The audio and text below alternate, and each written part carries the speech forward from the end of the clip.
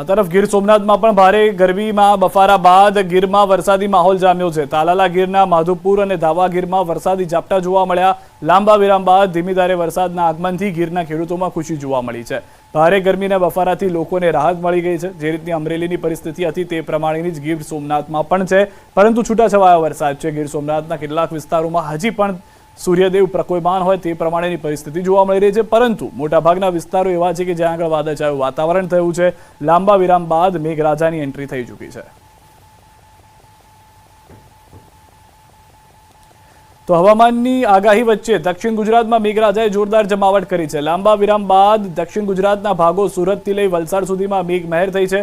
વહેલી સવારથી જ વાતાવરણમાં પલટો જોવા મળ્યો છે, જે બાદ વરસાદી માહોલ જામ્યો। સુરતના માંગરોળ અને કામરેજ તાલુકામાં વરસાદ વરસ્યો।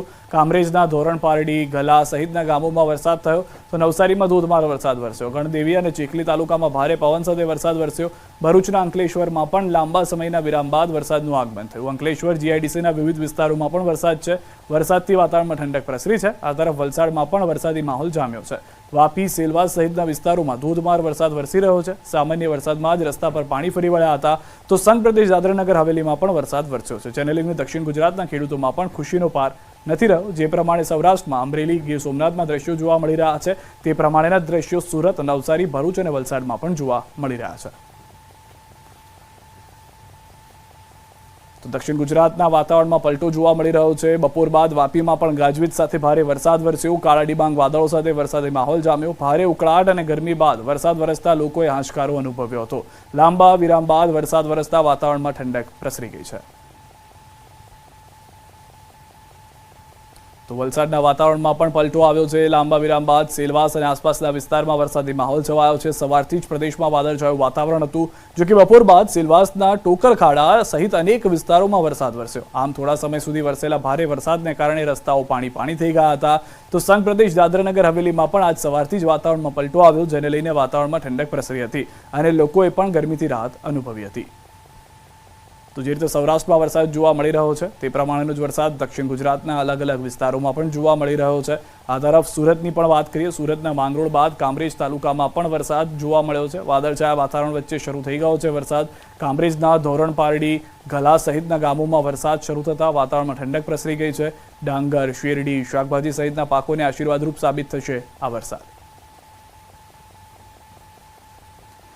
તો 10 કલાકમાં રાજ્યના 43 તાલુકામાં વરસાદ। નવસારી ચીખલીમાં 4 કલાકમાં 3 ઇંચ વરસાદ। સુરતના પલસાણામાં 4 કલાકમાં 2.5 ઇંચ વરસાદ। ગારિયાધારમાં 2 કલાકમાં 2.5 ઇંચ વરસાદ। ડાંગના આહવા, ડોલવણમાં 2 કલાકમાં 2 ઇંચ વરસાદ। ગણદેવી, ખેરગામમાં 1.25 ઇંચ વરસાદ। સાગબારા, કામરેજ, કપરાડામાં 1.5 ઇંચ વરસાદ અત્યાર સુધીમાં વરસી ચૂક્યો છે।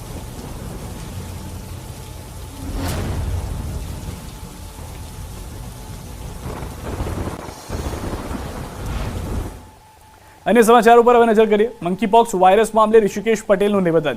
તેઓએ કહ્યું કે આ મામલે કેન્દ્ર સરકારે એડવાઇઝરી જાહેર કરી છે।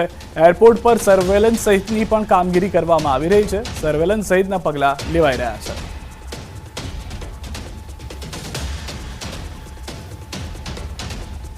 મંકીપોક્સમાં અત્યાર સુધી આખા ભારતમાં 30 જેટલા કેસ મળ્યા છે અને છેલ્લો કેસ આપણને કદાચ જાન્યુઆરીમાં મળ્યો છે, જાન્યુઆરી 24માં।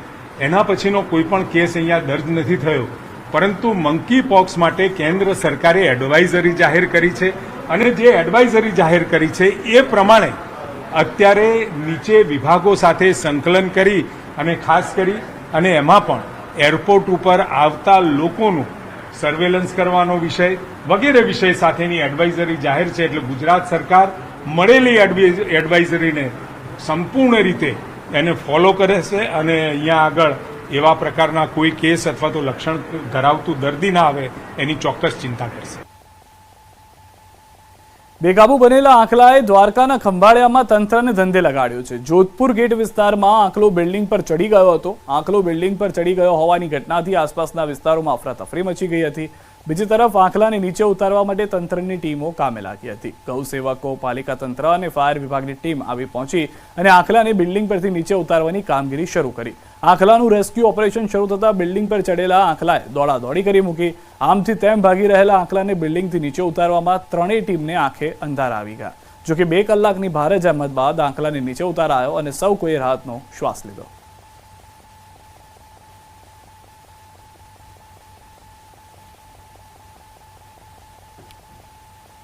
બે કલાકની જહેમત બાદ આ નદીને નીચે ઉતારવામાં સફળતાપૂર્વક નીચે ઉતારી અને રિલીઝ કરેલ છે. અવારનવાર આવા બનાવો બનતા ત્યારે આ ખુલ્લા ધાબાઓ હોય તે પણ પેક રાખવા એવી નમ્ર વિનંતી છે. અને અવારનવાર આ બીજો કે ત્રીજો આ મહિનામાં જ બનાવ છે. ટ્રાફિક રખડતા ઢોર અને રસ્તા પર હાઈકોર્ટમાં સુનાવણી થઈ. સરકારે જે પગલાં અને દંડ કર્યા તેની માહિતી અપાઈ. ટ્રાફિક પોઈન્ટમાં વધારો કર્યા હોવાની સોગંદનામામાં ખાતરી અપાઈ. 1 થી 15 ઓગસ્ટ સુધી ખાસ ડ્રાઈવ યોજી કાર્યવાહી. હેલ્મેટ વિના 28,099 કેસ, 1,31,87,100નો દંડ વસૂલાયો. સીટ બેલ્ટ વિના ડ્રાઇવિંગ બદલ 3300 કેસ અને 14,86,000નો દંડ વસૂલાયો.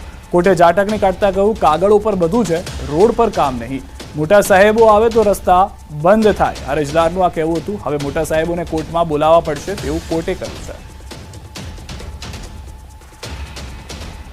તો હાઈકોર્ટ તરફથી હજી પણ કોઈ પણ ઢીલ મૂકવામાં નથી આવી રહી. દંડની જે કાર્યવાહી કરવામાં આવી છે ફક્ત તેના આંકડા મૂકવામાં આવ્યા હતા.